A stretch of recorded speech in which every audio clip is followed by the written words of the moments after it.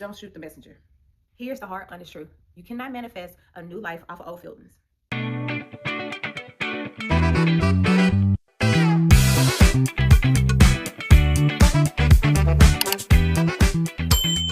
Let's have a woman-to-woman, heart-to-heart conversation, because you've been saying you manifesting your soft life, your glow up, your next level, the higher version of yourself. But let's be real. You've been waking up every morning anxious, strolling without habit, and just annoyed before you even got your day started. You still out here rehearsing fights that you had with your friends or loved ones or whoever in your head, still moving through life emotional like the old version of you from 2018. Not only that, you're journaling one thing and feeling a whole nother. You're journaling about your new home, your new car, and this, but you over here feeling anxiety about the bill that just came in or something that just happened yesterday. Don't shoot the messenger. Here's the hard, honest truth. You cannot manifest a new life off of old feelings. What we gotta do, we have to detox those old feelings that had us in our survivor era, especially if you want to meet the new version of you that's already thriving. Let's talk about what manifestation really means and why you feel blocked. Because manifestation ain't about pretending or about faking it till you make it kind of situation. It's not just vision boards and good vibes. It's about an emotional alignment and an emotional connection. Write this down. The triple FM method is faith, feeling, focus, and movement. Your emotions have to be in sync with your prayers. If they're not, your reality will not change.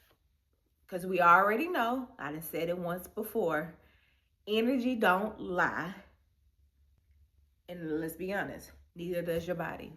You can't fake it. You have to really feel it. Whatever you have to do, you have to get in that moment. And if it takes meditation, it takes you reading your Bible, it takes deep breaths, it takes you walking outside, whatever it is to get you in that feeling. Because I'm going to be real with you. You can sage your room. You can put oil on the doors with the crosses. You can do all of this to remove all that negative energy. But if you don't go within and change those emotional feelings, none of that is going to leave, because it dwells within you. Especially if your emotion default is lack, scarcity. I know I done said this time and time again. God does not respond to our hustle. He responds to our healing energy and our alignment. Because at the end of the day, God blesses who you are and not who you pretend to be. Okay, feelings 101. What do they really mean and how do they show up in your life? Let's get into these feelings. Because a lot of y'all out here thinking y'all out here healing, including myself, because I got to be honest, but we out here just living in numb. Our feeling is numb. Another thing, you're not angry, you're just not heard. You're not anxious, you're just unprepared for the peace. And you're not sad, you're just grieving the old version of you that didn't survive and thrive at the same time. So let's break some of these down real quick, okay? What is anger? Anger is usually masked hurt. So you have to go back and check what boundary got crossed. Because a lot of us, we don't set boundaries. We don't know how to set boundaries. We don't know how to stand on business about setting boundaries, because all of our life, our boundaries got crossed. What is anxiety? Anxiety is the fear of the future. You're just not allowing your body to rest. If fear rests. And guilt, that's just the condition talking, not the truth. You just feel bad for choosing you. Numbness, we all been there, because our body has been in survival mode for so long that we forget how to feel. And bitterness, we all done felt it. It's just unprocessed betrayal. You haven't felt safe enough to release it. And jealousy, we all experience this too, I'm sure. And it's not ugly.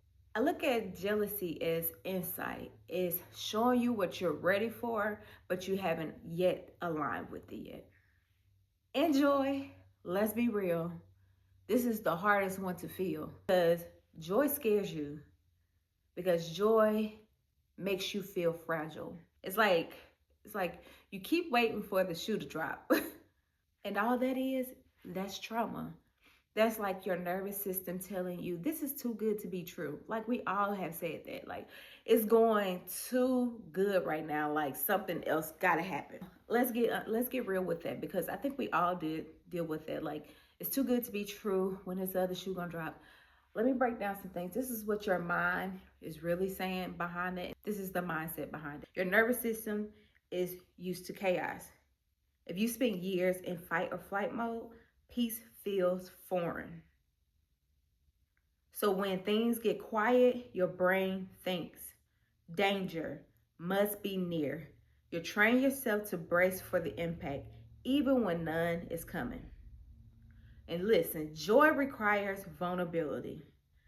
Feeling good means opening your heart, and that also means risking disappointment. To protect yourself, your brain jumps ahead and tries to pre-grieve imaginary loss before it even happens. Unworthiness beliefs are hidden underneath the surface. If deep down you don't believe you deserve happiness, you'll reject it when it shows up. Your subconscious sabotage peace because you think you're not ready or even worthy of it yet. It's not that life is too good, it's that you're not used to good being safe. You grew up equating struggle with success. So now joy feels like a setup, not a blessing. That's the truth.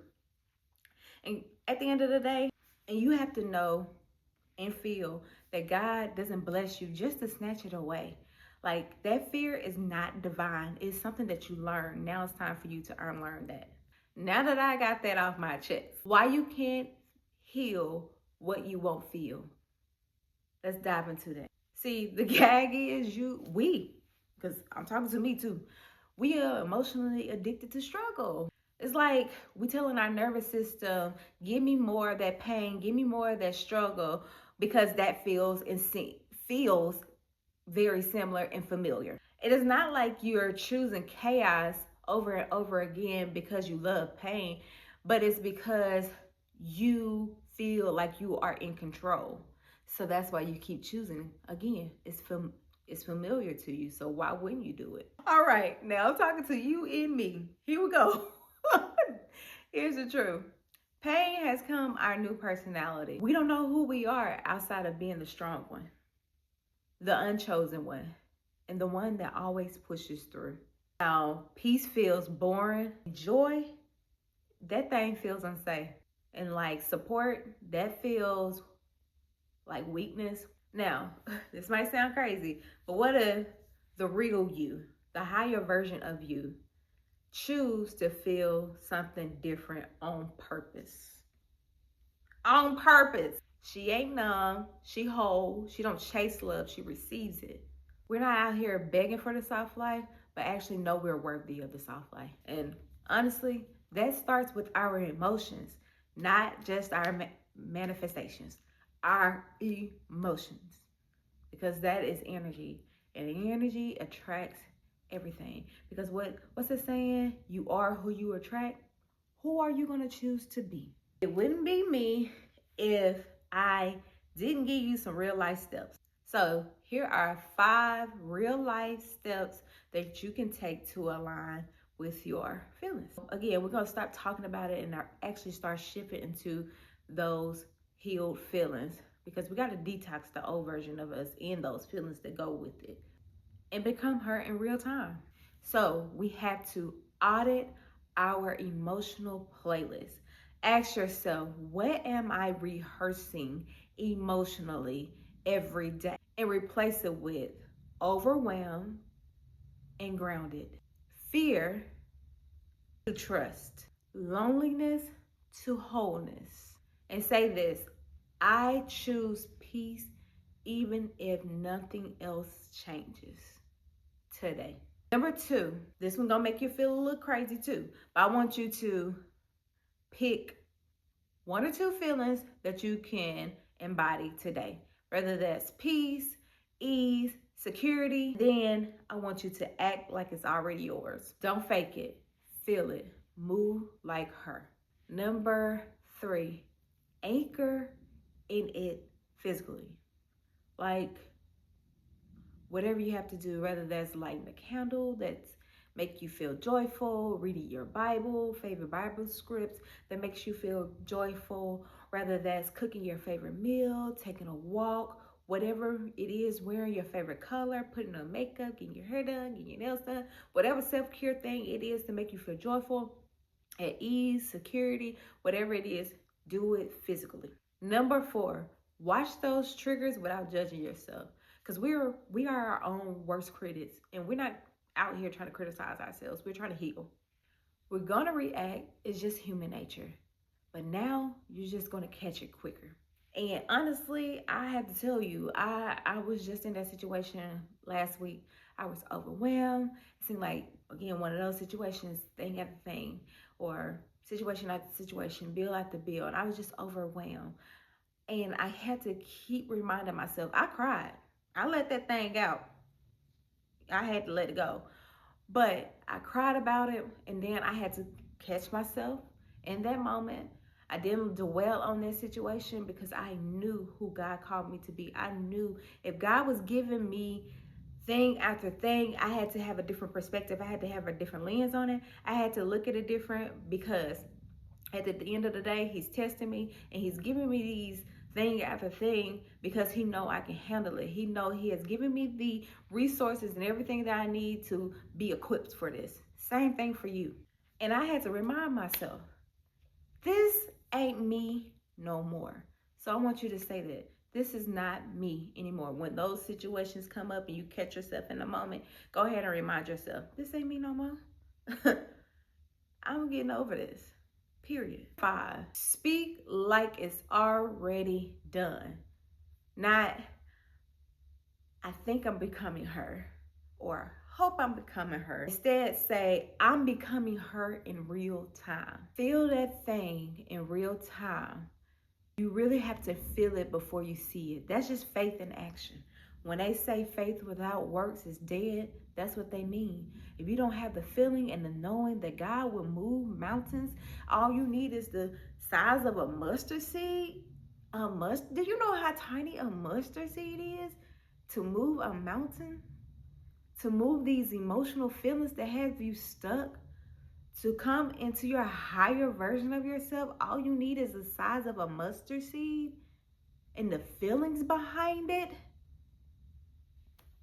Baby, what we waiting on?